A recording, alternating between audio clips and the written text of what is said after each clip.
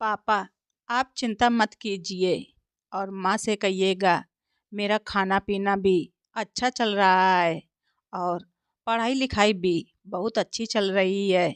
यहाँ पर सब कुछ अच्छा है और बहुत ही जल्द मिठाई खाने का दिन भी आ जाएगा। अच्छा पापा, अब फ़ोन रखता हूँ, कोचिंग जाने का समय भी हो रहा है। अपने पापा से फ़ोन पर इतना कहकर कुणाल वहीं ज़मीन पर बैठ गया और एक अजीब से डर के साए में खुद को पाता है।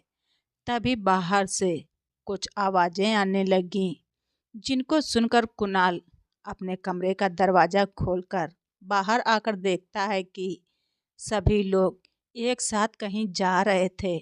कुणाल ने ध्यान से सुना तो उसे मालूम हुआ कि प्रारंभिक परीक्षा का परिणाम आ चुका है, जो कि सूचना बोर्ड पर लगा दिया गया है।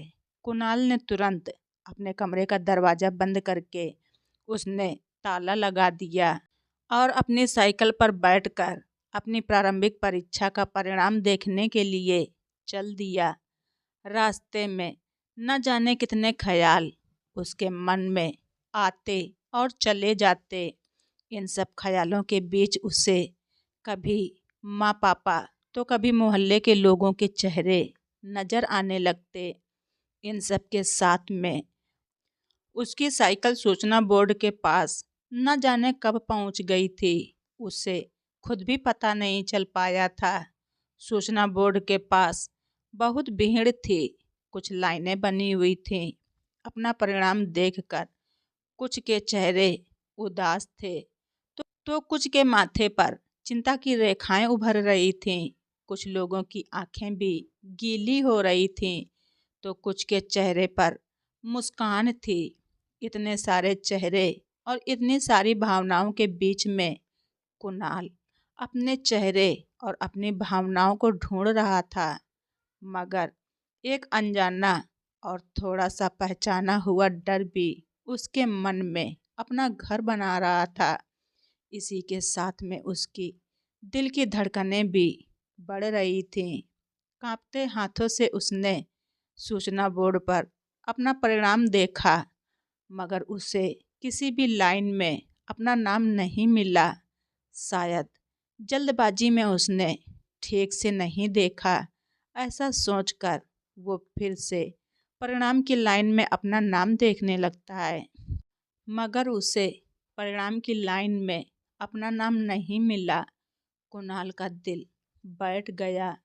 उसे अचानक से बुरे बुरे ख्याल आने लगे। वो साइकिल को पैदल ही लेकर अपने कमरे के अंदर गया और ज़मीन पर बैठकर ज़ोर ज़ोर से रोने लगा। उसे अपने माँ पापा की बहुत याद आने लगती है। वो उनसे बात करने के लिए फ़ोन उठाता है, मगर वो उनसे क्या बात करेगा, वो उनको क्या जवाब देगा। ये सब सोचकर वो फ़ोन को बिस्तर पर ही पटक कर अपने कमरे का दरवाज़ा बंद करके बिस्तर पर सोने की कोशिश करने लगा, ताकि मन थोड़ा शांत हो जाए। मगर सपने में भी उसे अपने माँ पापा का चेहरा और परीक्षा का परिणाम ही दिख रहा था। ये सब चीज़ें उसे बेचैन कर रही थीं।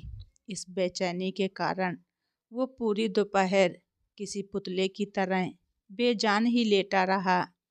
कुछ समय के बाद शाम हो जाती है। घर के बाहर भी एक अजीब सी खामोशी छाने लगी थी। इसी खामोशी के बीच में कुणाल के दरवाजे पर दस्तक होती है और एक जानी पहचानी आवाज़ आती है, कुणाल, कुणाल दरवाज़ा खोल, सो गया क्या? ये आवाज़ उसके दोस्त वीरेंद्र की थी, जिसे कुणाल पहचान गया था। कुणाल अपने बिस्तर से उठा और शीशे में देखकर अपना चेहरा साफ करके दरवाज़ा खोलता है। जैसे ही दरवाज़ा खुलता है, वीरेंद्र सीधे कमरे में दाखिल हो गया और कुणाल से पूछता है, परिणाम देखा क्या? कुणाल जवाब देता है, हाँ, मगर मेरा सिलेक्शन नहीं हुआ। वीरेंद्र कुणाल से कहता है, देख कुणाल, मैंने वापस गांव जाने का तय कर लिया है। अगर तू कहे तो तेरी भी टिकट करवा लेता हूँ। कुणाल ने कहा, नहीं वीरेंद्र, मैं गांव खाली हाथ नहीं जा सकता। मेरे माँ पापा की बहुत उम्मीदें लगी हुई थी मुझसे। फिर वीरेंद्र गले लगाते हुए कहता है, ठीक है कुणाल, जैसी तेरी इच्छा, अब मैं चलता हूँ, कल की ट्रेन है मेरी। कुछ ही पलों के बाद कुणाल अपनी कुर्सी पर बैठकर मेज पर रखे हुए पेजों में से एक पेज को निकाला और उस पेज पर अपना नया टाइम टेबल बनाना शुरू किया। 1 घंटे के बाद वो टाइम टेबल को अपनी कुर्सी के ठीक सामने लगा दिया। इस टाइम टेबल में सबसे ऊपर लिखा हुआ था, मेरी आखिरी उम्मीद, जिसके अक्षर अपनी छाप छोड़ रहे थे।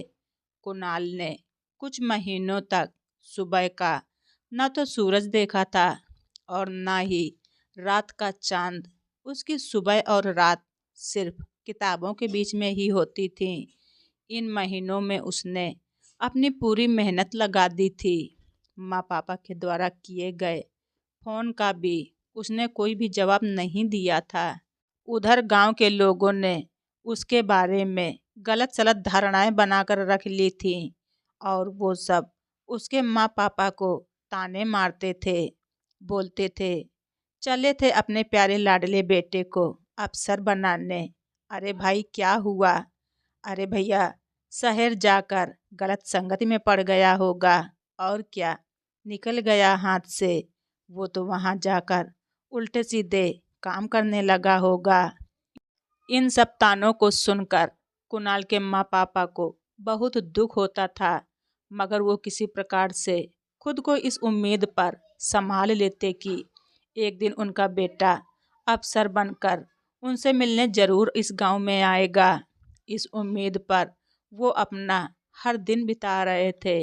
कुणाल ने प्रारंभिक परीक्षा भी दे दी थी और उसका रिजल्ट भी आ चुका था, जिसमें कुणाल पास हो चुका था।